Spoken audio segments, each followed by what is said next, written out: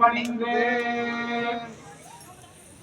ஹர ஹர நம பார்வதி பதயே ஹர ஹர மகாதேவ. அன்பு சார்ந்த பெரியவர்களே, எல்லாரும் கொஞ்சம் அமைதியா இருக்கணும்.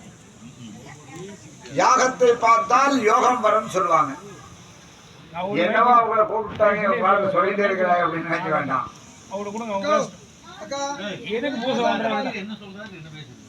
யாகத்தை பார்த்தால் யோகம் வரும் சொல்லுவாங்க.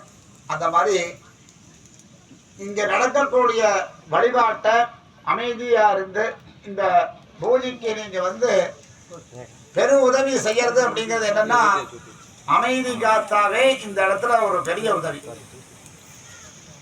நம்ம பேசுறதுக்கு நமக்கு சுவாமி நமக்கு நேரம் நிறைய கொடுத்துருக்காரு. இருந்தாலும் இந்த யாக பூஜைகள் நடக்கக்கூடிய தருணத்துல இதெல்லாம் செய்யக்கூடாது.